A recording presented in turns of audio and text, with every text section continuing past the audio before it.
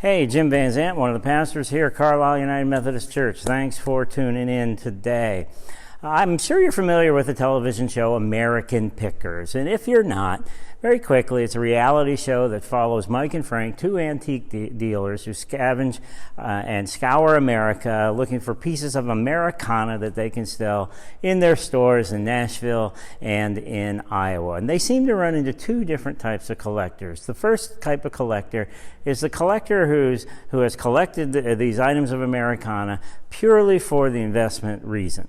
Just want to make some money off of that. Nothing wrong with that, certainly at all. But these guys are in it more for the financial gain that they can receive from those items. Those are the ones that Mike and Frank have to haggle with on price the most. But then they run into the second type of collector. They have a vast collection of things that are deeply important to the collector. Maybe they're a connection to their past. Maybe it's a family heirloom.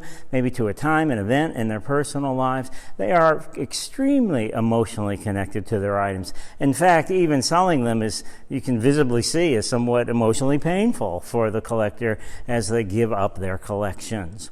I think it'd be very interesting to go through the homes of people here in our congregations, to go through their garages, their attics, their basements, their shops, their crawl spaces, wherever they keep their stuff. Because we've all got stuff, and maybe you can think of the places where you keep your stuff. Same kind of stuff. You might have some items you're just keeping because of the investment value, but I bet most of your items you kept because they have an emotional story connected to them, very personal story connected to you, something about your own personal history, your piece of Americana. Very difficult to give up, but they represent a relationship. It's more than just the stuff, it's a relationship that they represent. We also have a relationship with the story, the Christmas season, you know, the story of the birth of Jesus. Some of us have heard that stories even before we could comprehend stories. We were very, very small children when we first heard that. People of my generation, when we hear the scripture from Luke chapter 2 of the story of the birth of Christ, I, in my mind, see Linus standing on a stage under a single spotlight in the Charlie Brown Christmas special, reciting those same words. I have a nostalgic connection simply to those words. We know that story is more than just a story about the birth of Jesus. It's a story about God's love, how God will stop at nothing to come and enter our world, to walk with us in this world, all because he wants a relationship with us.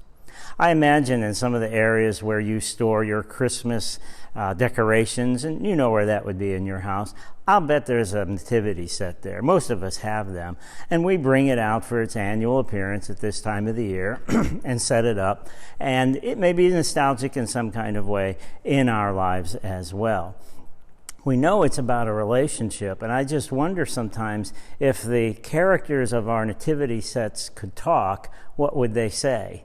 What would the camels say, the sheep, the goats, Mary, Joseph, Jesus, the wise men, the drummer boy, if you have that, the angels, the shepherds? What would they say? I think they would say, in terms of a relationship, they'd love to be out a little bit longer than they are each and every year, but they understand that we lead very busy lives, and they'll take what they can get. I want us to remember that, yeah, Jesus will take what he can get too in terms of a personal relationship with us, but you know what he wants. He wants more. And Christmas is a time to think about giving and giving more to Jesus. As a matter of fact, this year, why don't you think about leaving the nativity set up maybe longer than just New Year's Day? Maybe leave it up for the entire month of January. Give Jesus a little more time. Who knows what that might do in your life? Thank you very much. Hope you had a very, very Merry Christmas.